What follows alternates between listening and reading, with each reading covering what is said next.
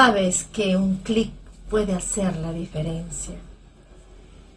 Un clic puede ayudarte a tomar, en este caso, buenas decisiones que te encaminen hacia la conquista de la felicidad, de la paz, de la tranquilidad, pese a la tormenta, pese a la crisis, pese a la conmoción que pueda haber a tu alrededor. Porque tú estás llamado a predicar, tú estás llamado a consolar, tú estás llamado a brindar alegría en medio de la zozobra. Tú no eres un simple espectador de la historia de la humanidad, tú eres actuante de ella. Y para eso Dios te ha escogido. Y hoy, mi querido amigo, mi querida amiga, has marcado la diferencia haciendo un simple clic. Dios te bendiga grandiosamente. Hemos llegado al oasis en donde vamos a refrescar nuestra alma sedienta, al oasis donde vamos a poder entrar en una comunión santa y bendita con nuestro Padre. Es un encuentro entre tú y Él, los dos solamente, y vas a aprovechar al máximo sus consejos, lo que Él te va a decir a través de estas profecías que fueron marcadas muchos siglos antes que incluso naciéramos, porque el Señor no falla. Su plan divino, su plan de gobierno es perfecto en todo sentido. Hoy tenemos una lección maravillosa, donde solamente nos quiere reflejar y darnos a conocer a plenitud todo lo que tuvo que sufrir por ti y por mí. Y esto lo hizo por amor. Esta lección está encaminada también a que nosotros podamos cambiar nuestro carácter indómito, rebelde que tenemos. Y esa es la lucha más grande. Bien sabemos que lo único que llevaremos al cielo será nuestro carácter. El Señor nos ayude a cambiar, a transformarnos. Bienvenidos sean todos ustedes, desde los más pequeños, porque tenemos un gran número de pequeños que nos ven. Dios me los bendiga grandiosamente, a los adolescentes, a los jóvenes, a los adultos, a nuestros hermanos mayores. El Señor esté con toda la congregación, con todo el alumnado. Vamos a estudiar juntos su palabra y vas a ver que no vas a salir como llegaste. Tu paso y tu vida va a ser distinta, porque el Señor, con solo oír su palabra, te va a dar aquello que tú tanto estás buscando. Tenemos la lección 16 para el sábado 16 de abril del año 2022. Parte 1, el siervo sufriente. Aprovechemos a plenitud esta lección, pero antes invoquemos el nombre de nuestro Dios a través de una oración. Bendito Padre, Señor, hemos llegado aquí delante de tu presencia.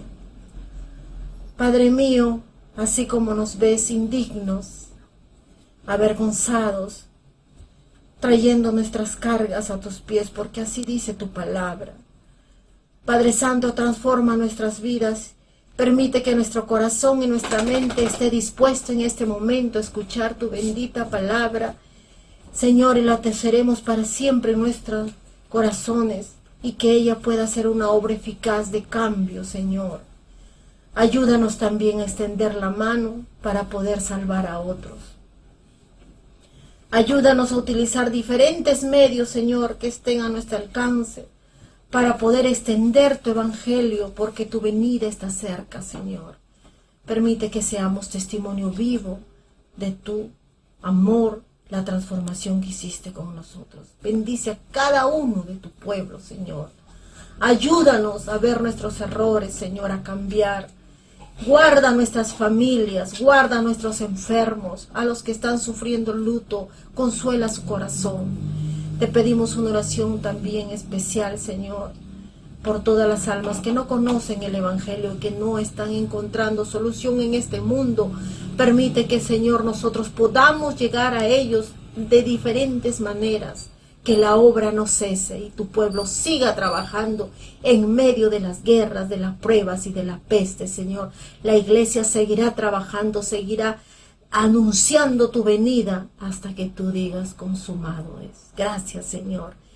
Nos quedamos contigo. Enséñanos a través de tu palabra en el precioso nombre de Cristo Jesús. Amén. Por tanto, también vosotros estad preparados, porque el Hijo del Hombre vendrá a la hora que no pensáis, dice el libro de Mateo capítulo 24, versículo 44. Mis hermanos, con este hermoso aviso te damos la bienvenida al estudio de la Biblia. Nuestra preparación para este encuentro hermoso con el Señor Jesús continúa. Es un privilegio compartir con cada uno de vosotros la palabra de Dios. Y lo estamos haciendo con mucha prisa. Estamos recargando nuestras lámparas, sabiendo que el día está cada vez más cerca. Así que usted, mi querido amigo, si aún no se decide por Cristo, es hora que lo haga. No hay tiempo que perder. Estamos viviendo en medio de las escenas finales de la historia del mundo. El tiempo se acorta, mis hermanos. Bien, las profecías son muy claras. Y lo profetizado por Isaías decían que Cristo surgiría como raíz en tierra seca. Y eso se cumplió. Él fue una persona de no tanta atracción física, pero con una inmensa atracción espiritual. Sin embargo, su pueblo, en lugar de aceptarlo y agradecer su gracia, lo rechazó y lo sometió a las más crueles escenas, a los más crueles castigos físicos. Lo despreció, se avergonzó de él, y finalmente lo mató. Despreciado y desechado entre los hombres, varón de dolores y experimentado en quebranto, y como que escondimos de él el rostro, fue menospreciado y no lo estimamos, dice la palabra de Dios. Esa era la manera de cómo moriría nuestro Salvador. Hoy estudiaremos la primera parte del tema. El título es El siervo sufriente, parte número 1. La presente lección tiene 3 subtemas. El primero dice como raíz de tierra seca. El segundo dice tomando el dolor y el sufrimiento del ser humano. El punto número 3 dice nadie consideró por quién sufrió.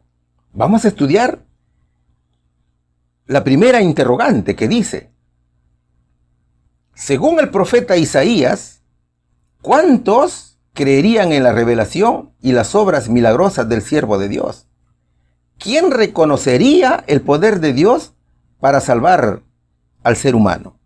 Vamos a estudiar el libro de Isaías capítulo 53, versículo 1, que dice, ¿quién ha creído a nuestro anuncio? ¿Y sobre quién se ha manifestado el brazo de Jehová? Juan capítulo 12, versículo 38, dice, para que se cumpliese la palabra del profeta Isaías que dijo, Señor, ¿quién ha creído a nuestra prédica? ¿Y a quién se ha revelado el brazo del Señor? Romanos capítulo 10, versículo 16 dice, mas no todos obedecieron el evangelio, pues Isaías dice, Señor, ¿quién ha creído a nuestra prédica? El profeta Isaías vivió 700 años aproximadamente antes de Cristo, antes que viniera el Mesías a la tierra. El capítulo 53 es quien nos traslada a los sufrimientos del siervo sufriente, o cómo el siervo de Dios se encarnaría en la miseria de la humanidad pecaminosa, despreciado por muchos y burlado por otros. La profecía muestra la incredulidad al Evangelio, a la palabra de Dios. Los mensajeros de Dios nunca fueron recibidos con los brazos abiertos. El mundo siempre los despreció. Los profetas han sido lapidados y su mensaje desobedecido. El verso dice: ¿quién ha creído a nuestro anuncio? ¿Y sobre quién se ha manifestado el brazo de Jehová? Observa bien el verso. Allí dice: ¿quién ha creído a nuestro anuncio? Proféticamente, Isaías anuncia por lo menos dos cosas. Primero, predice el gran sufrimiento de Jesús, pero al mismo tiempo revela la salvación y perdón de los pecados del mundo. Luego predice el rechazo o la incredulidad al Señor Jesús. El profeta había recibido un mensaje de parte del mismo Señor, de anunciar la luz que era Él mismo. Ve y dile a este pueblo: oigan bien, pero no entiendan. Miren bien, pero no perciban, dice Isaías capítulo 6, versículo 9. El verso también dice: ¿y sobre quién se ha manifestado el brazo de Jehová? Aquello que se había revelado a él no sería recibido por los hombres. El brazo de Jehová es su fuerza, es el poder y dominio de Jesús, ¿cierto? Sin embargo, se observaría a un Mesías débil y sufriente. Ahora, la fuerza, el poder y el dominio de Dios serían expresados en medio de este sufrimiento del aparentemente débil Mesías. Fíjate, los símbolos y tipos representaban a Cristo. Eso era el sistema de la religión judía. O sea, era el Evangelio del Señor Jesús presentado en tipos y símbolos. Y este Evangelio debía ser comprendido por todos para que cuando sucediera recibieran con gozo al Señor Jesús. Solo que ellos eran incrédulos. Se habían refugiado en sus tradiciones y costumbres antes que en la palabra de Dios. Ellos no creyeron a los profetas. Ciertamente estaban cegados, como ya le había dicho Cristo al profeta Isaías: ve y dile a este pueblo, por más que oigan, no van a entender. Por más que miren, no van a comprender. Eso es lo que le dijo el Señor Jesucristo a Isaías. Y así lo dice también el verso 9 del capítulo 6 de Isaías, en la Biblia versión traducción actual. Los líderes de Israel sabían que los profetas hablaban de la venida del Mesías, pero no creyeron, sino que eligieron el rechazo hasta crucificar al Señor. La incredulidad era tal en los días de Jesús, que a pesar de haber hecho tantas señales, no creían en Él. Juan capítulo 12, versículo 38 dice: para que se cumpliese la palabra del profeta Isaías, que dijo: Señor, ¿quién ha creído a nuestra prédica? ¿Y a quién se ha revelado el brazo del Señor? ¿Sabes, mi hermano? A veces pensamos que Dios es malo con nosotros. Pensamos que es Él quien endurece nuestros corazones. Pensamos que Él es quien nos manda los sufrimientos y las tragedias. Pero eso no es así. ¿Sabes por qué nos volvemos incrédulos? Y también nos volvemos ciegos. Cuando nosotros rechazamos el Evangelio, es cuando nos volvemos ciegos y nos volvemos incrédulos. Es allí cuando nos negamos a escuchar, aceptar y cumplir el Evangelio para corregir nuestros errores. Eso también era lo que sucedía con el pueblo de Dios. A Israel, quien cegaba sus ojos y endurecía sus corazones Era la luz que Dios envió a su pueblo para que corrigiera sus errores, para conducirlos por senderos seguros. Pero ellos se negaron a aceptarlo. Solo algunos creyeron en Jesús. Claro, el remanente era el primero en hacerlo, como lo dice Romanos capítulo 10, versículo 16.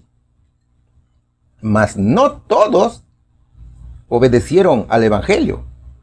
Pues Isaías dice: Señor, ¿quién ha creído a nuestra prédica? En estos tiempos sucede lo mismo. El remanente sigue diciendo lo que el profeta Isaías proclamaba hace 700 años antes de Cristo. ¿Quién ha creído a nuestra prédica? Usted sabe, mi hermano, que por todos los medios damos a conocer el mensaje de los tres ángeles. Y constantemente decimos: Cristo viene pronto. Teman a Dios y denle gloria, porque la hora de su juicio ha llegado. Adora al Creador de los cielos y de la tierra. Guarde el sábado, porque es el día santo del Señor.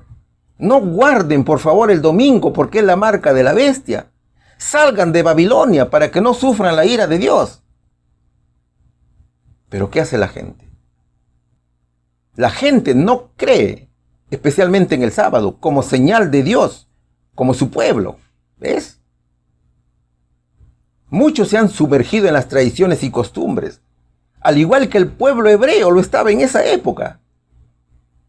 Y así como se burlaron de Jesús, también se burlan de nosotros. Sin embargo, el rechazo del evangelio no es excusa para nosotros no predicarlos. Mis amigos, los mensajeros de Dios nunca fueron recibidos con agrado, con gozo por el mundo, no. Ellos fueron asesinados por la causa de Dios. Su mensaje fue desobedecido. Ellos fueron burlados y odiados. Y eso sucede y sucederá también en estos tiempos. Y seguirá sucediendo hasta que venga Cristo. ¿Cuál sería la respuesta? Según el profeta Isaías, ¿cuántos creerían en la revelación y las obras milagrosas del siervo de Dios? Bueno, la pregunta habla de cantidades, pero la Biblia no muestra cifras. Sin embargo, podemos decir que muchos sí creyeron, con excepción de los líderes de Israel, que eran incrédulos. ¿Quién reconocería el poder de Dios para salvar al ser humano? El remanente, mis queridos hermanos. Pregunta número 2. Vamos a ver qué nos dice la pregunta número 2. Tiene subtítulo: como raíz de tierra seca. ¿Cómo crecería ante él el siervo fiel del Señor? Tendría una belleza especial para atraer la atención de la gente. Vamos a seguir estudiando el libro de Isaías, capítulo 53, versículo 2. Subirá cual renuevo delante de él, y como raíz de tierra seca no hay parecer en él, ni hermosura. Verlo hemos, mas sin atractivo para que le deseemos. Apocalipsis capítulo 5, versículo 5 dice: y uno de los ancianos me dijo: no llores, he aquí el león de la tribu de Judá, la raíz de David, que ha vencido para abrir el libro y desatar sus 7 sellos. A ver, por más de 1000 años los judíos habían esperado la venida de Jesús. En él habían puesto todas sus esperanzas. Las profecías de Isaías así lo decían. Y en cada canto y profecías, en los ritos del templo y en las oraciones familiares, mencionaban su nombre. Sin embargo, cuando vino, no le conocieron. Mira, el verso dice: subirá cual renuevo delante de él. Jesús crecía en sabiduría, en estatura y en gracia para con Dios y los hombres. Claro, un renuevo es algo que nace y comienza a crecer. Por algo es renuevo, ¿cierto? Jesús era un renuevo que, por ser niño, era de aparente debilidad e insignificancia. Nada parecido a un poderoso árbol. Solo que él estaba delante de Dios. Y cuando se está ante la presencia de Dios, aquello que parece ser débil es fuerte. ¿Qué más dice el verso? Allí dice: y como raíz de tierra seca. Si vemos un poquito la historia de Israel, en aquel tiempo, la familia de David había sido dejada de lado. Los descendientes ya no eran príncipes, sino campesinos. Israel estaba bajo el dominio de Roma. El pueblo no era libre. Sus habitantes eran imitadores de otras naciones. La ley de Dios había sido casi olvidada. El fundamento moral había desaparecido. Los ciudadanos eran amantes del placer. La religión de Israel había casi desaparecido. Los dioses paganos estaban reemplazando al verdadero Dios. Ellos simplemente realizaban un ritual vacío de significado espiritual y sus corazones permanecían insensibles, indiferentes. Entonces, de esa tierra totalmente seca, brotó el árbol más hermoso de la humanidad. En el lugar y el periodo más seco y estéril de la historia del mundo. Ahora, cuando la planta está delante de Dios, ni siquiera importa si la tierra está seca, porque su Padre lo sustentará con su presencia. Entonces fíjate, por más que la tierra sea seca y estéril, hay esperanza. Así que nunca debemos decir que no se puede predicar en un lugar difícil. Cuanto más oscuro esté el lugar, la luz estará lista para resplandecer. ¿Y cómo sería el renuevo que nacería en una tierra seca? El verso dice, no hay parecer en él, ni hermosura, verlo hemos, mas sin atractivo para que le deseemos. ¿Cómo es esto?, nos preguntamos. Hemos escuchado decir que Jesús era feo, con el fin de no ser deseado carnalmente. Incluso algunos dicen que fue moreno, otros dicen que sus ojos eran azules. O sea, cada cual le da un aspecto a su fisonomía. Pero el texto nos presenta algo interesante. La hermana Elena G. de White dice que lo descrito en esta parte del verso no significa que Cristo no era atractivo en persona. A los ojos de los judíos, Cristo no tenía ninguna belleza para que lo desearan. Ellos buscaban un Mesías que vendría con exhibición exterior y gloria mundana. Uno quería grandes cosas por la nación judía, exaltándola por encima de todas las demás naciones de la tierra. A ver, ¿cómo podemos entender esto? Dios sabe lo que es verdaderamente hermoso. Él creó la hermosura. Preguntémonos ahora, ¿quién era el santuario? El santuario es Cristo. Así lo dice Isaías capítulo 8, versículo 14. ¿Cómo era el santuario? Por fuera era hermoso, y su interior era muy, pero muy hermoso. Así era Jesús. Cristo no fue un hombre de notable belleza o atractivo físico.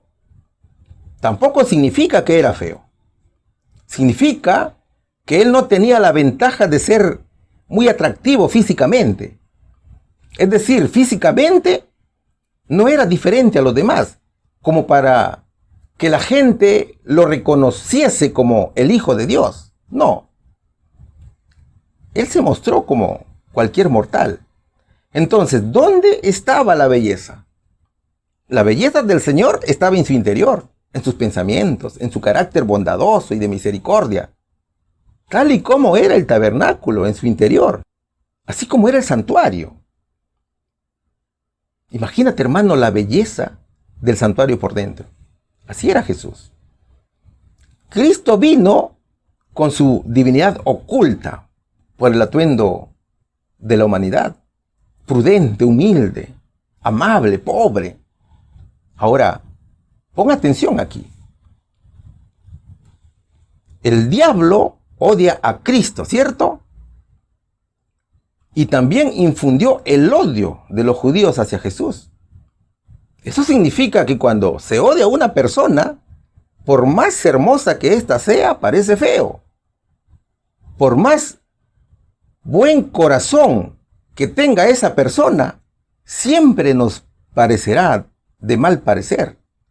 Ni nos parecerá hermoso, ni atractivo, ni nada que nos interese. ¿Ves? Es como cuando te encuentras con una persona muy atractiva físicamente, pero si examinas su carácter es de muy mal carácter. Entonces rápidamente notarás que se hace más fea.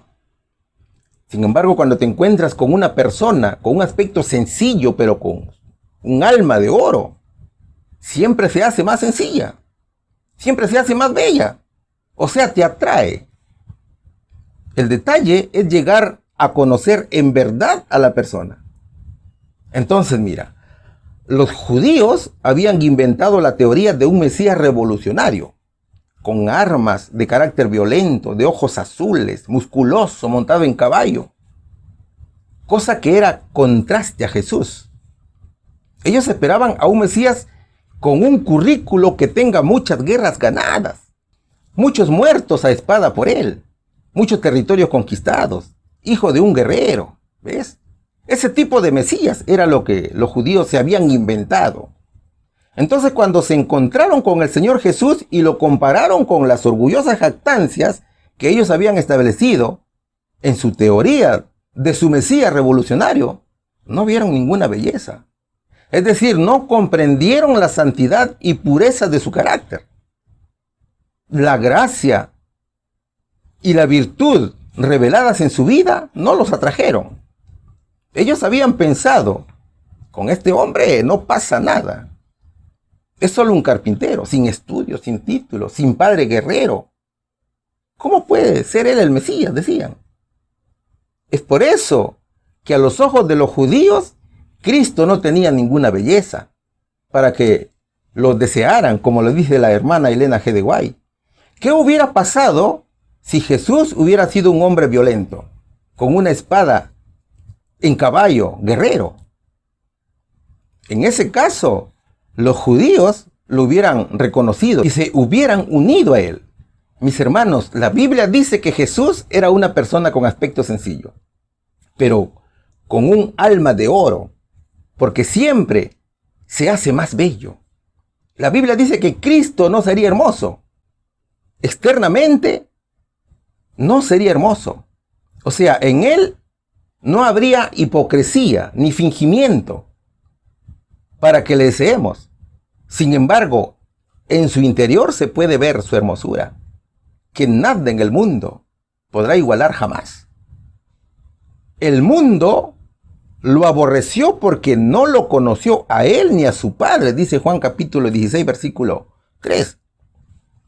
Entonces, cuando uno llega a conocer a Jesucristo en espíritu y en verdad, es imposible no amarle. Es ahí cuando toda la gloria del mundo se torna pálida en comparación a su hermosura. Apocalipsis capítulo 5, versículo 5 dice: y uno de los ancianos me dijo, no llores, he aquí el león de la tribu de Judá, la raíz de David, que ha vencido para abrir el libro y desatar sus 7 sellos. No llores. ¿Por qué lloraba Juan? Mira, el Señor había dado muchas revelaciones a Daniel. Y claro que su cumplimiento no era para este momento, sino para el fin de los tiempos. Cierra las palabras y sella el libro, le dijo Dios a Daniel. Entonces, Juan lloraba porque no se había hallado a ninguno digno de abrir el libro, ni de leerlo, ni de mirarlo, como lo dice Apocalipsis capítulo 5, versículo 4. En la antigüedad, un libro era un pergamino enrollado en un palo largo, ¿cierto? El libro que está en la mano derecha de Dios Padre es divino, porque se selló con 7 sellos, y nadie, ni siquiera un ángel celestial, era digno de abrirlo, ni leerlo, ni siquiera observarlo. ¿De qué se trataba el libro entonces? El libro trata del conocimiento divino. Es por eso que nadie, ni siquiera los ángeles, ni el hombre era capaz. Nadie era digno para penetrar el futuro y los designios divinos. Es que sus facultades son limitadas, ¿ves? Hermanos, este libro se escribió con lágrimas. El profeta Daniel no entendía las profecías y lloraba porque no sabía su significado. Y ahora Juan también lloraba porque no había nadie quien lo abriera. Sin embargo, llegaría un consuelo. Un anciano le dijo: Juan, no llores, porque el libro se abrirá. El león de la tribu de Judá, la raíz de David, que ha vencido para abrir el libro y desatar sus 7 sellos. Eso sí que era una muy buena noticia y un gran consuelo, porque la pregunta abierta era: ¿quién es digno de abrir el libro? Sin embargo, a raíz de esta buena noticia, surge otra pregunta. ¿Y quién es el león de la tribu de Judá? Un león se caracteriza por su fortaleza, por su autoridad y sus poderes reales, ¿cierto? Es por eso que es el rey de los animales. Pero, ¿por qué de la tribu de Judá? Resulta que cuando Jacob estaba al borde de la muerte, bendice a sus hijos. Y es a su hijo Judá a quien dice: cachorro de león, Judá, de la presa subiste, hijo mío. Se encorvó, se echó como león, así como león viejo. ¿Quién lo despertará? Dice Génesis, capítulo 49, versículo 9. Ese león era Jesús, que descendió de la tribu de Judá y desató los sellos del libro. Y es él quien atrae a la gente con su belleza especial, con sus enseñanzas, con sus parábolas hermosas, su educación verdadera y su gracia bendita para salvación eterna. Los israelitas cifraron sus esperanzas en la grandeza mundanal. Y eso sucedió desde el tiempo en que entraron en la tierra de Canaán. Ellos cambiaron los mandamientos de Dios por los caminos paganos. De nada servía que Dios les advirtiera constantemente a través de sus profetas. De nada sirvió el castigo de la opresión pagana. La apostasía era cada vez mayor. Mis hermanos, no hubo nadie en la tierra como Jesús. Pero la ceguera de los judíos hizo que no vieran en él belleza. A los suyos vino y los suyos no lo recibieron. Lo más importante de una persona es el corazón, es su interior, antes que lo exterior. Lo importante no es lo que se ve, sino lo invisible. Vamos a la respuesta. ¿Cómo crecería ante él el siervo fiel del Señor? Como renuevo, como raíz de tierra seca, sin parecer ni hermosura, sin atractivo para que le deseemos. ¿Tendría una belleza especial para atraer la atención de la gente? Sí, mis hermanos, era su carácter y su corazón. Pregunta número 3. Estamos estudiando el subtítulo como raíz de tierra seca. ¿Cómo trataron los hombres al siervo de Dios? ¿Cuán respetuosos fueron? En comparación con la forma en que los seres humanos generalmente responden a la provocación, ¿cómo reaccionó ante el dolor y el sufrimiento? Vamos a estudiar siempre el libro de Isaías, capítulo 53, versículo 3. Despreciado y desechado entre los hombres, varón de dolores, experimentado en quebranto, y como que escondimos de él el rostro, fue menospreciado y no lo estimamos. Salmos, capítulo 22, versículos 6 y 7 dice: mas yo soy gusano y no hombre, oprobio de los hombres y desecho del pueblo. Todos los que me ven se burlan de mí, estiran los labios, menean la cabeza. Jesús vino a hacer la voluntad del Padre, y la voluntad del Padre era redimir a la raza caída del pecado. He aquí que vengo, oh Dios, para hacer tu voluntad, dijo el Señor. Había venido a la tierra a rescatar lo que se había perdido, y sabía que el precio del rescate era el dolor, el sufrimiento y finalmente la muerte. El Señor era consciente del alto costo de su misión y sabía que cada vez se acercaba el final. Esos momentos eran de tristeza para él, porque humanamente no quería el dolor, pero al mismo tiempo era felicidad para la humanidad, porque debido a esos sufrimientos podía alcanzar la vida eterna. El gozo inundaba el corazón de Jesús. A pesar de la tristeza del dolor por causa de la salvación del hombre. Entonces mira, mientras que el Salvador del mundo sufría como ofrenda por nuestros pecados, sus hermanos, en lugar de su agradecimiento por su gracia y salvación, se unieron para despreciarlo, para odiarlo, para insultarlo. Isaías 53, versículo 3 dice: despreciado y desechado entre los hombres, varón de dolores, experimentado en quebranto, y como que escondimos de él el rostro, fue menospreciado y no lo estimamos. Despreciado y desechado.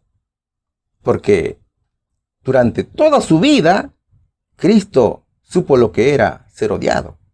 Varón de dolores, porque cuando tomó sobre sí la forma de hombre, Cristo llegó a ser sensible a todo el dolor, la tristeza y los desengaños que el hombre conoce. Él sentía hambre, tenía sed, tenía frío. Por medio de su humanidad, la divinidad experimentó todo lo que el hombre heredó. Sufrió todos los malos tratos y las maldades que los impíos y los ángeles caídos pudieran causarle, culminando en la crucifixión. El Señor Jesús se hizo varón de dolores y experimentado en quebranto, para que, mediante el bautismo de sufrimiento y muerte, purificara y redimiera a un mundo pecador. ¿Qué más dice el verso? Experimentado en quebranto, dice, porque la mayor parte de nuestro dolor es más que autocompasión. Es sentirnos mal por nosotros mismos, ¿cierto? Pero el dolor que sentía Jesús era por nosotros, era por su prójimo, por la desesperada condición en la que se encuentra la humanidad. Por eso era experimentado en quebranto. O sea, él sentía el dolor ajeno, se compadecía de los demás. Pero el verso también dice: escondimos de él el rostro, porque en lugar de acompañarlo y compartir su aflicción, se apartaron de él, con amargura, con desprecio.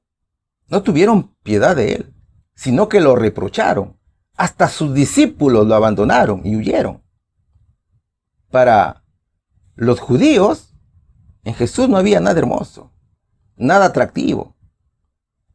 Para ellos Jesús era una persona que no aportaba nada a Israel, sino que al contrario avergonzaba y generaba problemas. Eso provocó la reacción de la humanidad, de alejarse de él, despreciarlo, subestimarlo, con un trato cruel y desalmado, sin respeto por la vida del prójimo. Entonces fíjate, esto demuestra que los seres humanos valoran más la belleza física y el carisma. El hombre valora más la apariencia antes que lo interior y lo mucho que hace Dios. Y cuando no lo vemos, rechazamos a aquellos a los que Dios ha llamado y ha enviado como mensajeros. Ahora, eso era el trato de la humanidad para con Cristo. Pero, ¿cómo reaccionó el Señor al dolor y al sufrimiento? El Verbo se hacía carne y habitaba entre nosotros. Y al hacerlo, se asociaba con los hijos e hijas de pecadores y afligidos de Adán. Cristo se rebajó hasta lo más insignificante, mis hermanos. Salmos capítulo 22, versículos 6 y 7 dice: mas yo soy gusano y no hombre, oprobio de los hombres y desecho del pueblo. Todos los que me ven se burlan de mí, estiran los labios, menean la cabeza. ¿Alguna vez se te ha venido a la mente compararte con un parásito? ¿Con un gusano? Hay diversos tipos de gusanos, ¿cierto? Algunos son desagradables. Por ejemplo, las lombrices son gusanos. Los oxiuros también son gusanos. Son parásitos que viven en el colon de una persona. Los gusanos son pequeños, que en realidad para la gente es insignificante. El verso dice que Jesús, el Salvador del mundo, se comparó con un gusano. Mas yo soy gusano y no hombre, Cristo en su agonía se sentía el más pequeño de los animales. El Señor, el creador del universo, se comparaba a un invertebrado y despreciado gusano, que también formaba parte de su creación. Para los líderes de Israel, Jesús era como un gusano, insignificante. Y de esa manera fue tratado el Señor. ¿Y a qué tipo de gusano se refería aquí la profecía? Quizás no sea el tipo de gusano que estamos pensando. Mira, algunos estudiosos dicen que el gusano descrito en Salmos se denomina Coccus ilicis. Es un pequeño animal que era responsable de darle color y valor a los tejidos más caros de la época. Este gusanito es de color rojo carmesí. Su aspecto pareciera que hubiera sido golpeado duramente y pareciera que estuviera ensangrentado. Esto nos ilustra los grandes sufrimientos, torturas y padecimientos que Jesús sufrió. Y también nos ilustra cómo es que quedó bañado en su propia sangre carmesí, todo ensangrentado, como el gusano Coccus ilicis. En esos tiempos era difícil encontrar colorantes para teñir los tejidos. Por lo tanto, el gusanito era escaso. Pero cuando se encontraba, su precio llegaba a igualarse al precio del oro. ¿Te das cuenta? Eso significa que el Señor se hizo despreciable y pequeño, del tamaño de un gusano para salvarnos. Y con su sangre carmesí nos cubrió y nos hizo valiosos más que el oro. El Señor con su muerte nos ha hecho reyes y sacerdotes para Dios, ¿ves? El verso también dice que Cristo sería oprobio del hombre y desecho del pueblo. ¿Qué significan estas dos palabras? El otro día ya lo explicamos, ¿cierto? Pero lo vamos a repetir. Oprobio y desecho son dos palabras que aparecen en el verso. Según el diccionario, oprobio es cualquier cosa que produce deshonra o vergüenza pública. Es algo vergonzante o digno de reproche. Por lo tanto, oprobio es cualquier cosa vergonzante que se te pone enfrente. Es algo que tú no toleras, porque según tú, te hace pasar vergüenza. Es como si se dijera, siento vergüenza ajena. O me avergüenzo de ti porque eres una basura. ¿Has escuchado esas frases? ¿Y qué significa la palabra desecho? Desecho es la basura. Es algo cuyo valor es cero, que no sirve. Y como no sirve, simplemente se destruye y se bota. Entonces, de esa manera sería considerado Cristo. Eso era lo que pensaban los judíos. Como Jesús nos hace pasar vergüenza y es algo que no sirve, lo matamos, decían ellos. La envidia los torturaba. No había ningún respeto por el Señor. Todos se burlaban de Él. Todo era mofa, risa, sarcasmo. Ahora, ¿sabes por qué el Señor se profetiza como oprobio del hombre? Porque desde el momento de su arresto hasta su muerte en la cruz, sus hermanos le dieron la espalda. Aquellos que no estuvieron en contra de Él, pero que recibieron a Jesús y fueron sanados, estuvieron apáticos a su sufrimiento, como que no les interesaba la muerte de un hombre inocente. El Señor fue abandonado, incluso hasta por sus discípulos. Ellos huyeron y lo dejaron solo. Ellos no entendían el suceso, a pesar que Jesús les dijo los eventos que vendrían a suceder en Jerusalén. Los discípulos pensaron que era el fin de todo. El pueblo de Dios se sentía avergonzado del mismo Dios. Todos los que me ven se burlan de mí. Estiran los labios. Menean la cabeza. Dice el verso. ¿Qué más bajeza se puede esperar de una persona que a pesar de ver morir al Señor, se sienta a burlarse de Él? ¿Confió en Dios? Libérele ahora, si le quiere, decían entre risas y entre burlas. Eso hicieron los fariseos. Hasta ese nivel se rebajaron. Quienes decían ser los guardianes de la ley de Dios. Aquellos que decían ser puros. Aquellos que se contaminaban cuando tocaban algo en la calle. Así fue el comportamiento de estos religiosos, a quienes Satanás les clavó los colmillos mortales y les inyectó veneno sin darse cuenta que se rebelaban contra Dios, pensando que hacían el bien a una sociedad ciega. Pero el Señor Jesús los perdonaba, como siempre lo hizo y lo sigue haciendo. Padre, perdónalos porque no saben lo que hacen. Mientras el Hijo sufría por nosotros, el Padre se regocijaba por la obediencia del Salvador. Mis amigos, Cristo pagó un precio muy alto por nuestra vida. Sin duda que nadie tiene cómo pagar ese rescate. Por lo tanto, solo nos queda entregarle nuestra vida. ¿Cuál sería la respuesta? ¿Cómo trataron los hombres al siervo de Dios? Con desprecio, como algo inservible. ¿Cuán respetuosos fueron? No hubo respeto. Para el Señor solo hubo provocación y maltrato. En comparación con la forma en que los seres humanos generalmente responden a la provocación, ¿cómo reaccionó ante el dolor y el sufrimiento? Con humildad, con el silencio. Pregunta número 4. El subtítulo dice, tomando el dolor y el sufrimiento del ser humano.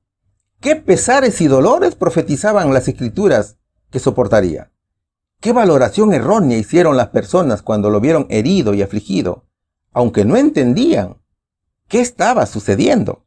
El libro de Isaías, capítulo 53, versículo 4, dice lo siguiente. Ciertamente llevó él nuestras enfermedades y sufrió nuestros dolores, y nosotros le tuvimos por azotado, por herido de Dios y abatido. Mateo capítulo 8, versículos 16 y 17 dice, y caída la tarde, trajeron a él muchos endemoniados, y con la palabra echó fuera a los espíritus, y sanó a todos los que estaban enfermos, para que se cumpliese lo que fue dicho por el profeta Isaías, que dijo, él mismo tomó nuestras enfermedades, y llevó nuestras dolencias. ¿Qué tomaría y qué soportaría Jesús por causa de usted y de mí? El Señor llevó y soportó todo, mis hermanos. El profeta, de manera general, profetiza lo que el Mesías tomaría de nosotros. Nuestras culpas, dolores, enfermedades. O sea, Él tomó todo de nosotros. Eso lo dice el verso 4 de Isaías 53. ¿Y cómo sabemos eso? Estudiando su vida y obras. Solo que como lo dice el texto, en esa época se pensaba que el pecado era castigado en esta vida. Es como hoy muchos creen en la falsa doctrina del purgatorio, ¿cierto? De la misma manera, en ese tiempo, se pensaba que el pecado se castigaba en esta vida. Y cada cual llevaría una carga adicional por el pecado. Es decir, todo sufrimiento, cualquiera que se consideraba un castigo de Dios. Mira, un día Jesús, saliendo del templo, vio por el camino a un joven que había nacido ciego. Entonces los discípulos le preguntaron, Maestro, ¿quién tiene la culpa de que este joven haya nacido ciego? ¿Fue por algo malo que hizo él mismo o por algo malo que hicieron sus padres? Entonces el Señor les dice, no, ni él ni sus padres tienen la culpa. Este muchacho nació así para que ustedes vean cómo el poder de Dios lo sana. Así está escrito en Juan capítulo 9, versículo del 1 al 3. Lo más importante para los discípulos era entender el poder y la misericordia de Dios al dar la vista al ciego. No estar preguntando quién tuvo la culpa, si el ciego o sus padres. Jesús lo sanó con lodo. Evidentemente no había virtud sanadora en el lodo o en el estanque a donde el ciego fue enviado a lavarse, sino que la virtud estaba en Cristo. Ahora, es verdad que la transgresión de los 10 mandamientos tiene sus consecuencias, pero en esta creencia los mismos líderes de Israel, influenciados por Satanás, habían torcido la verdad.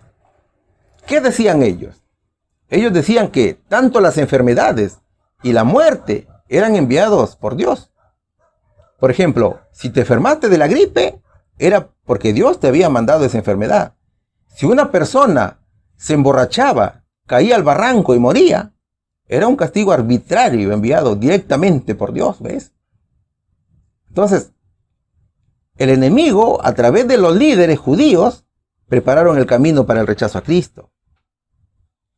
Fíjate, con esta teoría, con esa creencia de los judíos, el diablo hizo que los sufrimientos de Jesús parecieran como castigo infligido sobre él por un Dios vengativo por causa de sus pecados, como lo dice Isaías capítulo 53, versículo 4.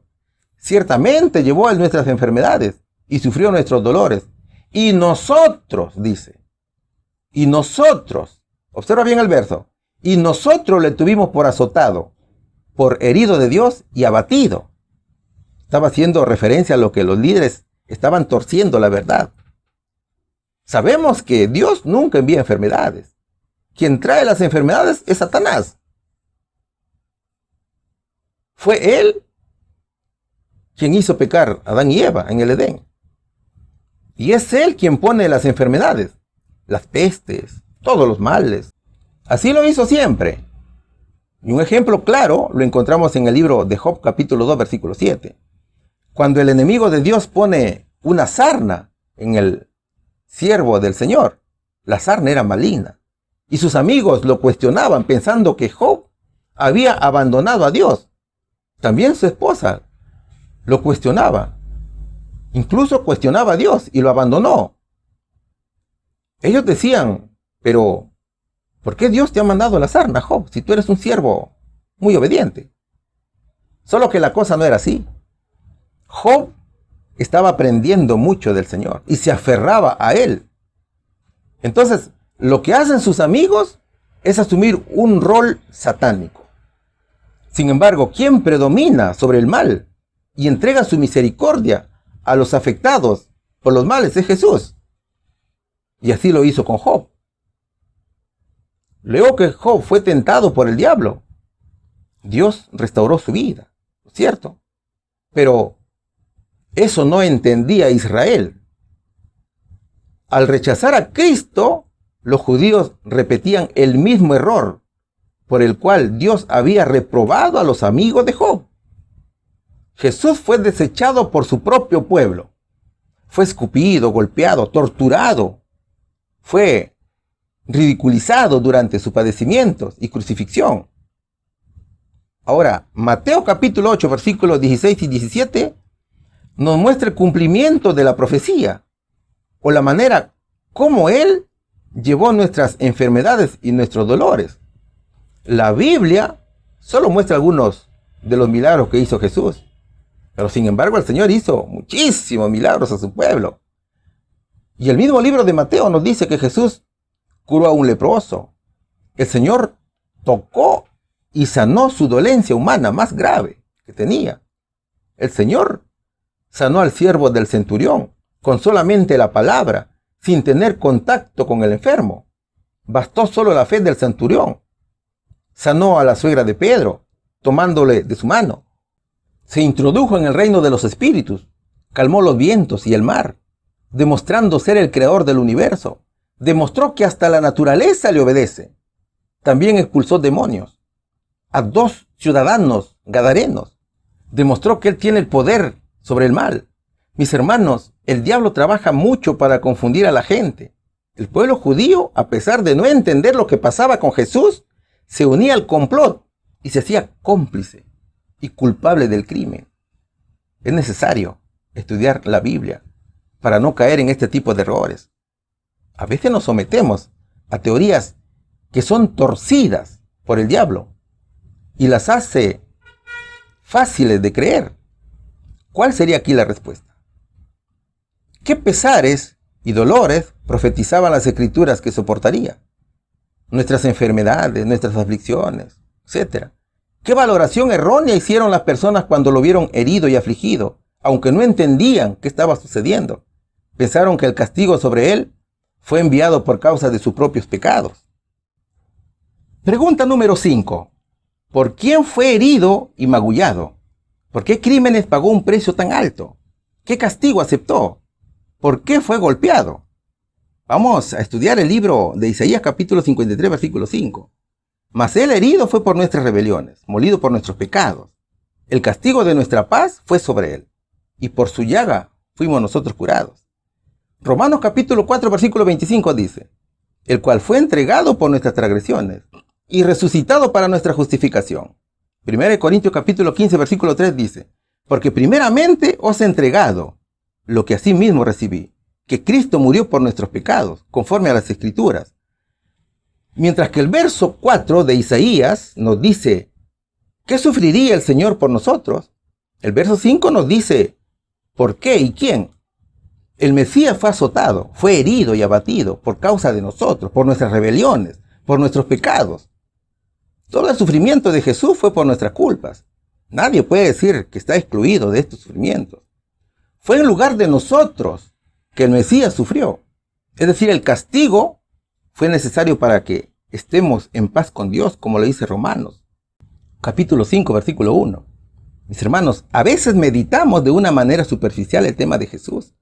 A veces solemos decir de manera fácil, Cristo murió por mí, pero no lo hacemos con una profunda meditación. No reconocemos la magnitud del sufrimiento del Señor. Si volviéramos nuestros pensamientos a ese día en que Cristo fue arrestado, llevado a juicio, siendo inocente, sin culpa alguna, sin pecado, puro, sin defecto, otro sería nuestro sentir. Nuestro corazón duro fuera más blando. Si recordáramos que por nosotros dejó la felicidad y la gloria del cielo para venir a sufrir pobreza y vergüenza, cruel aflicción y una muerte terrible, reconociéramos y aceptáramos cuán viles pecadores somos. Isaías lo dice, mas él herido fue por nuestras rebeliones, molido por nuestros pecados.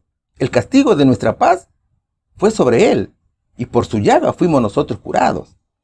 Mis amigos, Cristo llevó nuestros pecados. Mi pecado, tu pecado, ¿ves? Cristo fue humillado.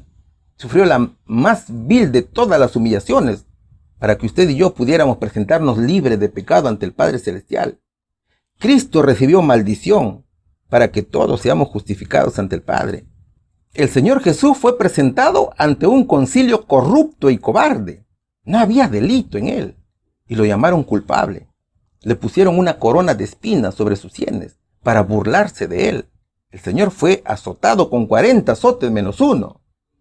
Los látigos eran de cuero y tenían tiras que eran remojadas para que tuvieran flexibilidad y se pegaran al cuerpo. Cada tira tenía huesos astillados, pedazos de metal filosos, pedazos de piedras afiladas. Era una verdadera tortura para los condenados por los más viles delitos cometidos. Sin embargo, Jesús no cometió un solo delito y aún así fue sometido a 39 latigazos. Claro que fueron varias las veces que recibió estos 39 latigazos. Cada latigazo, cada célula de piel arrancada de su cuerpo, cada gota de sangre derramada produjo santidad al mundo. Y cuando lo maldecían no respondía. El Señor muchas maldiciones recibía, pero él no respondía con maldición. Cuando padecía no amenazaba, sino que dejaba todo en las manos de Dios. El Señor nos compró con su sangre bendita.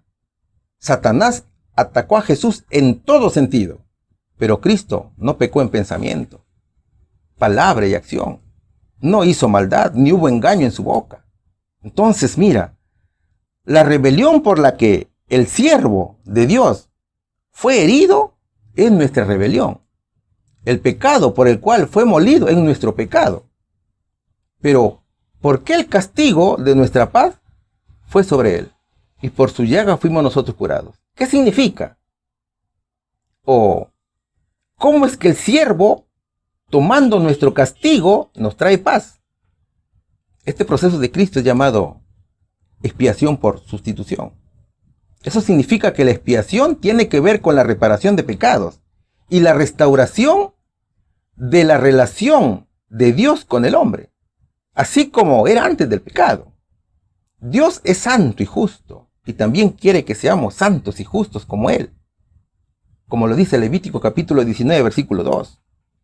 El pecado crea un conflicto para Dios. Por un lado, porque el pecado le disgusta, pero por el otro, Dios nos ama. Entonces, según su santidad, Dios exige castigo y por su amor exige reconciliación. Gracias a sus llagas fuimos curados. Gracias a sus sufrimientos, hoy nos reconciliamos con el Padre. Lo único que tenemos que hacer es aceptar a Cristo como nuestro Salvador.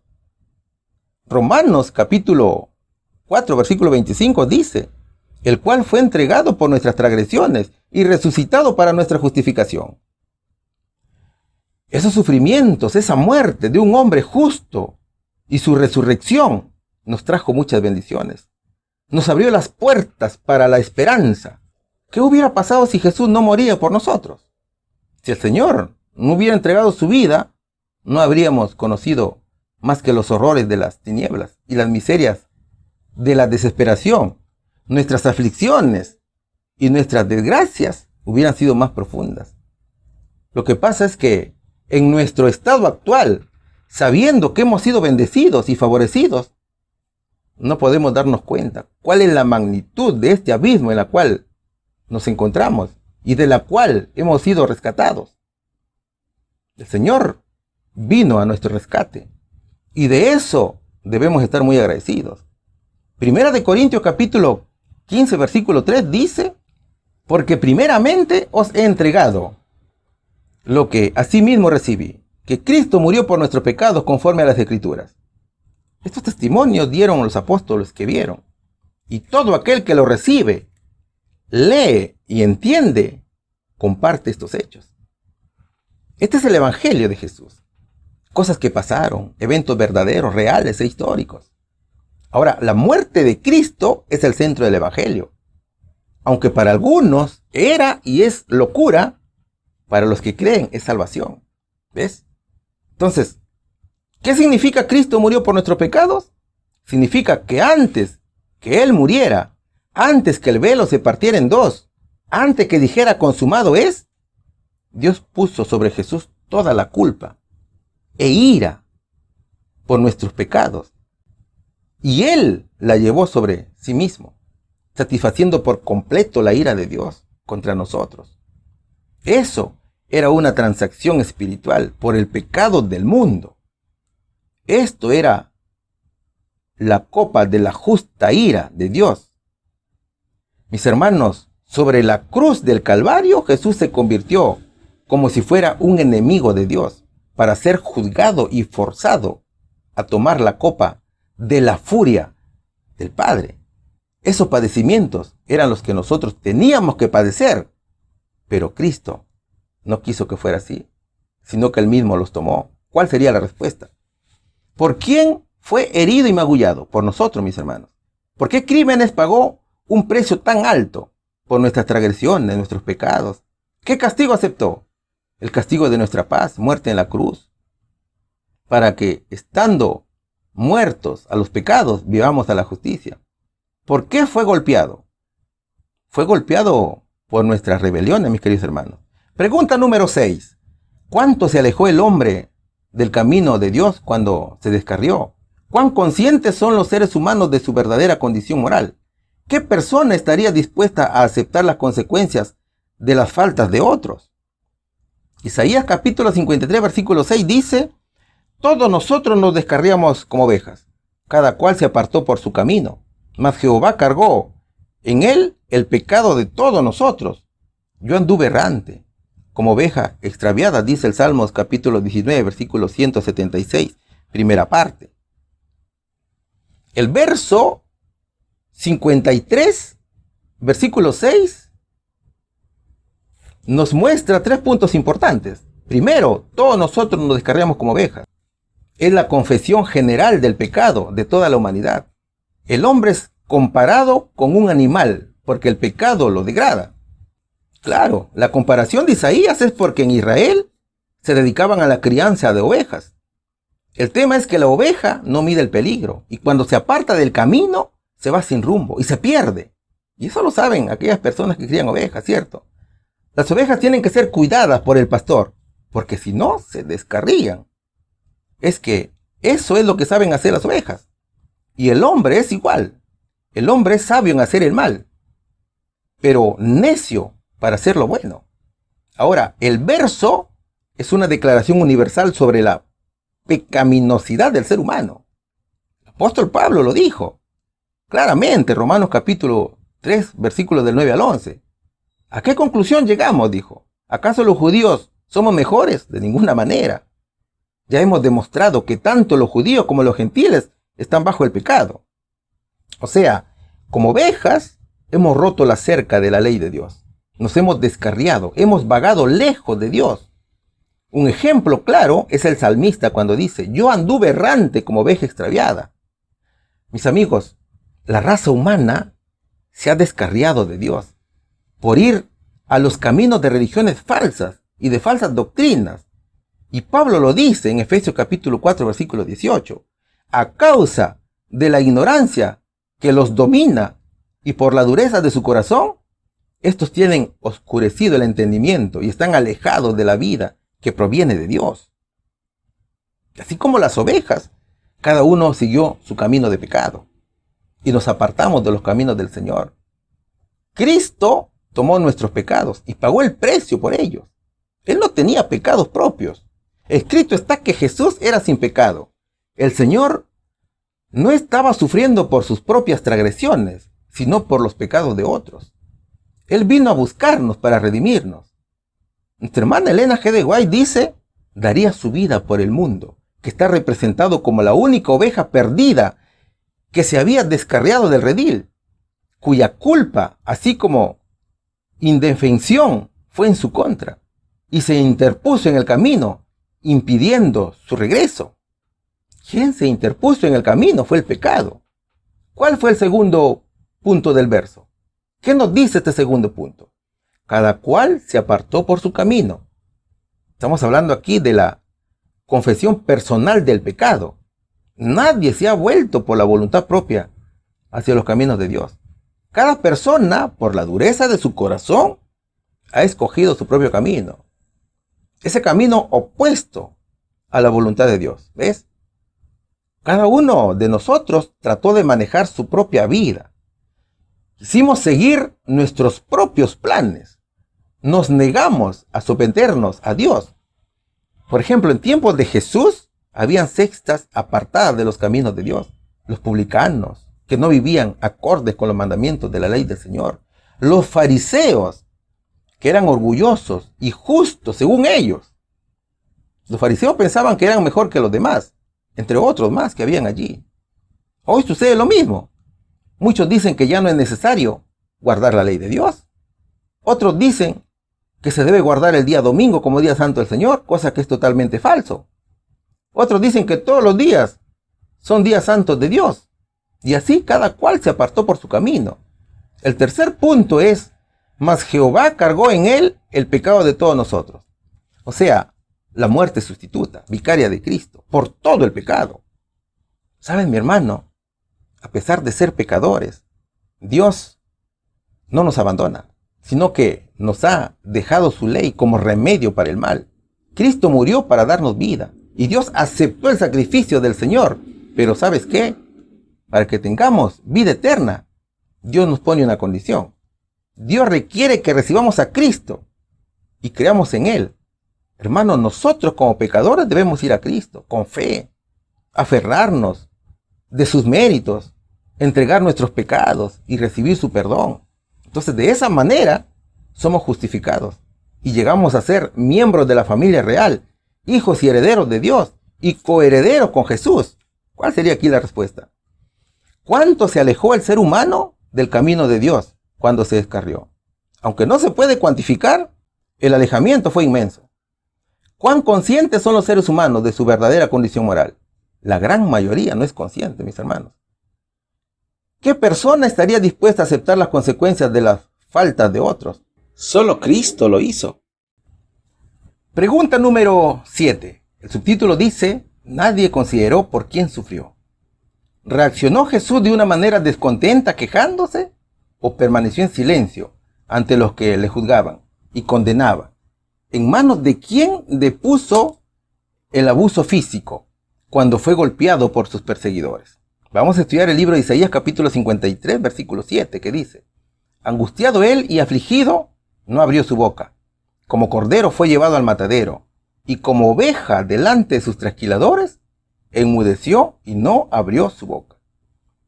Hechos capítulo 8, versículo 32 dice: y el lugar de la escritura que leía era este: como oveja fue llevado al matadero, y como cordero mudo delante del trasquilador, así no abrió su boca. Primera de Pedro capítulo 2, versículo 23 dice: quien cuando le maldecían no retornaba maldición, cuando padecía no amenazaba, sino remitía la causa al que juzga justamente.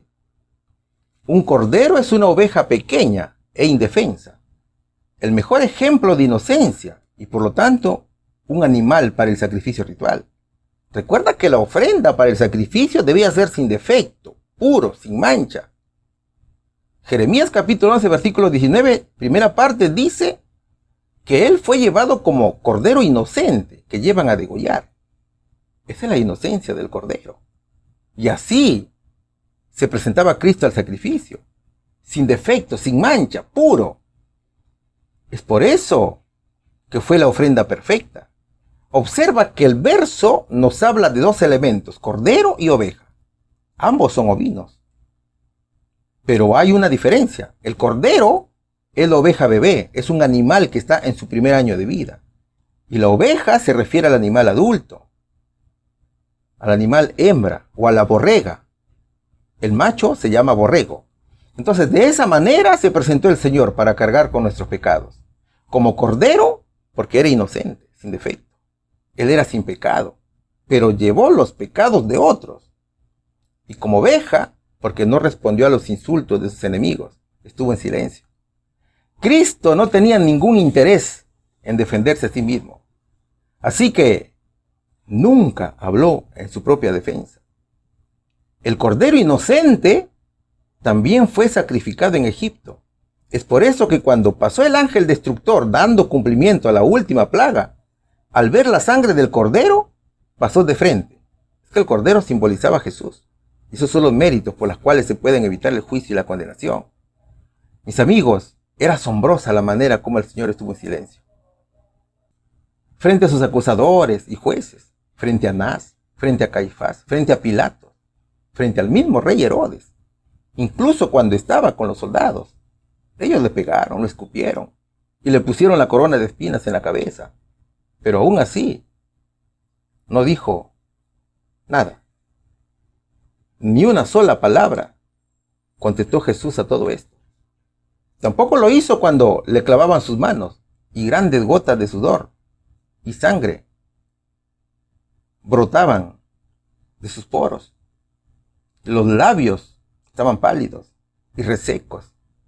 Pero a pesar de todo el sufrimiento, oraba por sus enemigos. Padre, perdónalos porque no saben lo que hacen. Era el pedido de perdón para sus asesinos, porque él ya los había perdonado.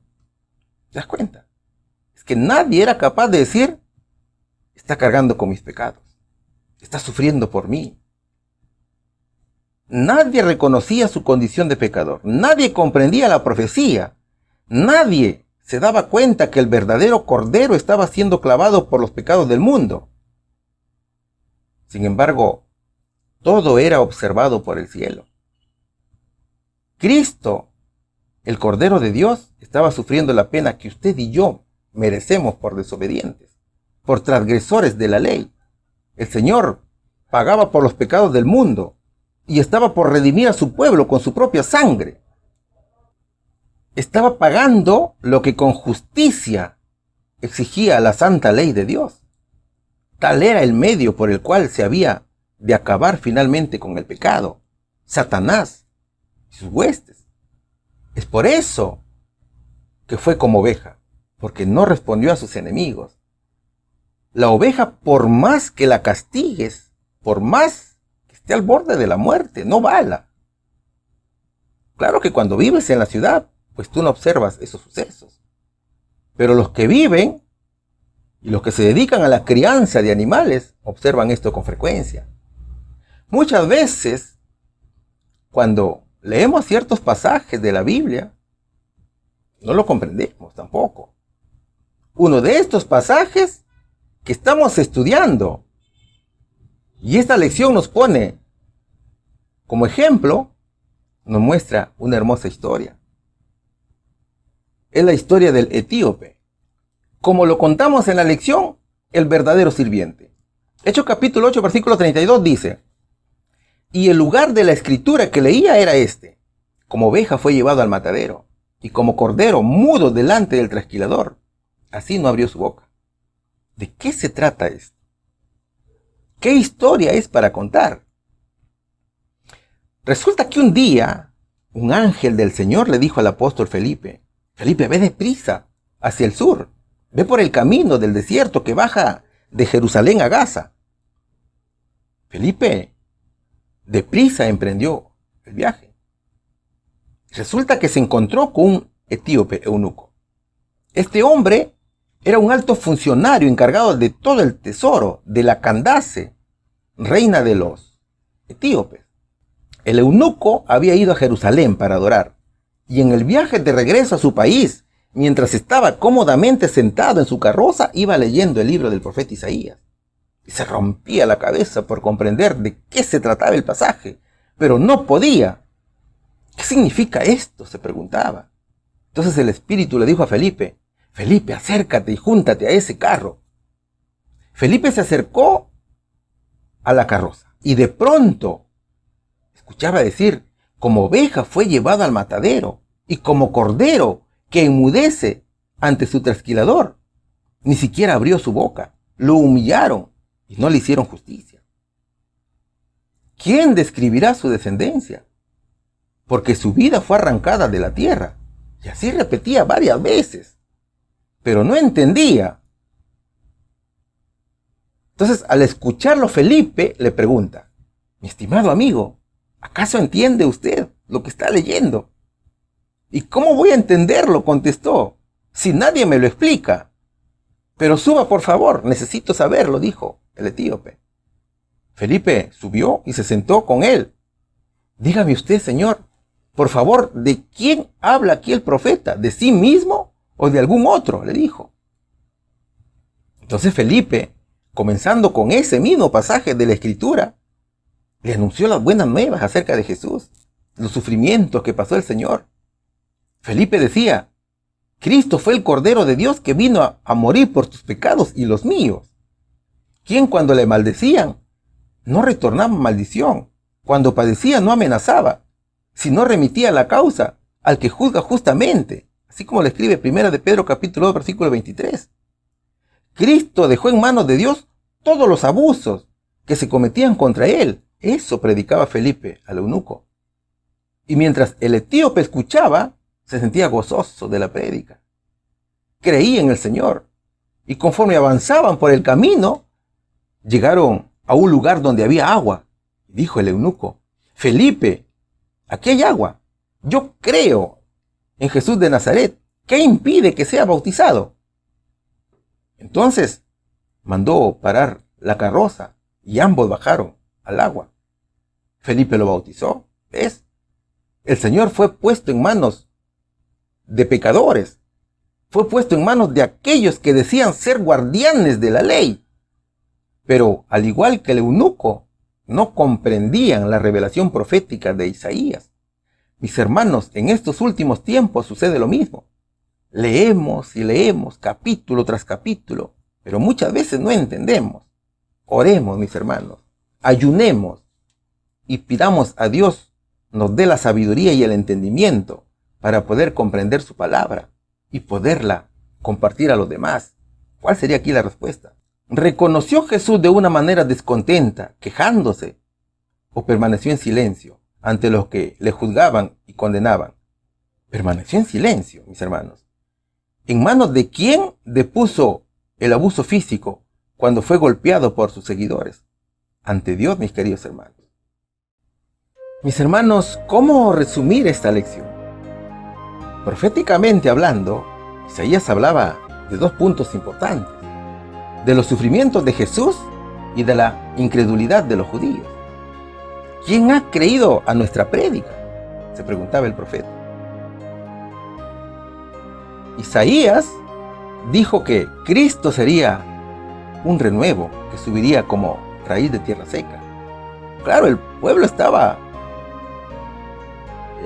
en un terreno seco donde no florecía nada. Todos estaban apartados de los caminos del Señor.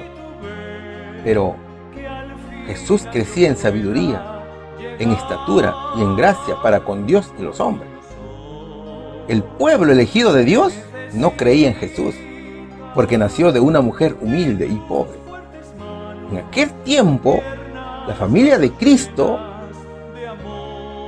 vivía en Nazaret.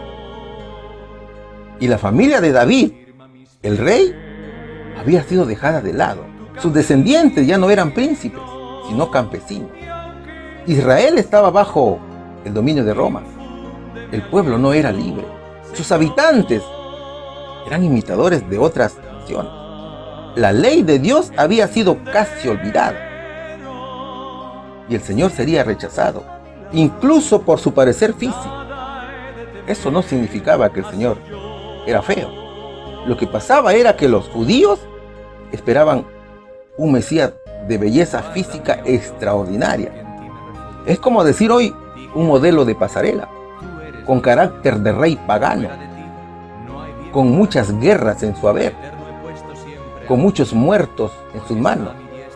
Sin embargo, la belleza del Señor Jesús estaba en su interior. Es esa belleza que no se ve, pero que se siente. De esa manera vino Jesús a tomar el dolor y el sufrimiento del ser humano. Cristo cargó con todo el pecado del mundo, con nuestras enfermedades, con nuestros dolores, con nuestras aflicciones, por amor precisamente a un ingrato ser que no supo reconocerlo, ni aceptarlo como su Salvador. Todos vieron las injusticias contra Él, todos lo abandonaron, todos se avergonzaron de Él, hasta los que alguna vez estuvieron sentados a su mesa y comieron de su pan, hasta sus mejores amigos. Nadie consideró sus sufrimientos, todos escondían de Él sus rostros. Nadie fue capaz de reconocer su condición de pecador, sino que cada uno buscó su propio camino y se apartó del camino del Señor. Nadie supo cuán grande era el precio de nuestro pecado. El Salvador estaba cargando y estaba pagando ese precio por el pecado. Nadie entendía las Escrituras, pero allí estaba el Cordero de Dios que quita el pecado del mundo, llevando sus culpas y las mías. Padre, perdónalos porque no saben lo que hacen, decía. Era el pedido de perdón para sus asesinos. El Señor ya los había perdonado. Un bendecido día, mis hermanos. Que Dios te bendiga y te guarde, en el nombre de Jesús. Amén.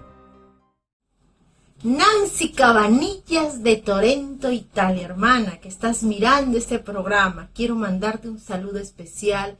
Gracias por responder al llamado, a la solicitud de poder ayudar a unas personas necesitadas. Dios bendiga tu trabajo, Dios bendiga ese propósito de seguir al Señor a pesar de las circunstancias, y todos tus sueños, todo lo que tú te has emprendido, hermanita, se haga realidad.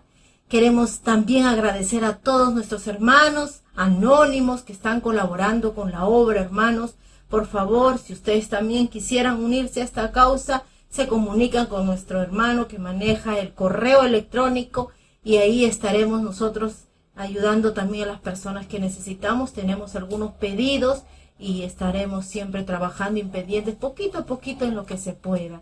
Dios bendiga a todos, queridos hermanos. Gracias por estar en contacto, a los que están suscribiéndose al canal. Gracias, porque ya saben, a todos los suscritos, el tiempo con que se les llega este material es un tiempo muy previo para que usted vaya repasando, vaya estudiando. Suscríbase, cosa de esa manera le llega directamente a su celular y usted va a estar tranquilamente estudiando con mucho tiempo de anticipación. Aquellos también que se toman el tiempito para darnos un like, gracias infinitas. A los que escriben ahí sus comentarios benditos, ya ese es otro nivel de agradecimiento porque son los que nos motivan a seguir adelante. Nosotros no somos perfectos, somos instrumentos viles que el Señor toma por un instante para poder hacer esta obra. Estamos acá ahora hasta que Dios lo permita, seguiremos trabajando. Infinitas gracias a todos. Yo soy la hermana Noemí Isabel Vargas de Lao, quien tiene mucho gusto trabajar con cada uno de ustedes, y gracias por los saludos constantes también a este trabajo. Vamos a estar dentro de poco otra vez juntos en este programa. No nos vamos a despedir sin antes hacer una oración. Bendito Padre, Señor, gracias por este encuentro tan especial que hemos tenido. Te has manifestado a través de tu palabra. Padre mío, gracias por el alcance que está teniendo este programa a tantas almas necesitadas, Señor. Tú conoces cómo somos, nadie más nos conoce igual que tú, Señor. Y trabajas con cada uno según nuestras necesidades, Señor. Y nos enseñas con amor según nuestro entendimiento. Te pedimos que nos ayudes en este camino, Señor, hacia la patria celestial. Te encomiendo a mis hermanitos que están pasando por un momento quizá de desánimo, creyendo, Señor, que no hay solución para sus problemas. Ayúdales a entender, Señor, que sí hay solución si depositamos nuestras cargas, nuestra fe y nuestra esperanza a tus pies, Señor. Sí hay solución. Tus tiempos son benditos y tú sabes cuándo respondernos, Señor. Sí o no. Ayúdanos a aceptar tu respuesta. Bendícenos con tu poder y tu gloria, Señor. Utilízanos a nosotros para seguir trabajando incansablemente en tu obra. En el nombre precioso de Cristo Jesús. Amén.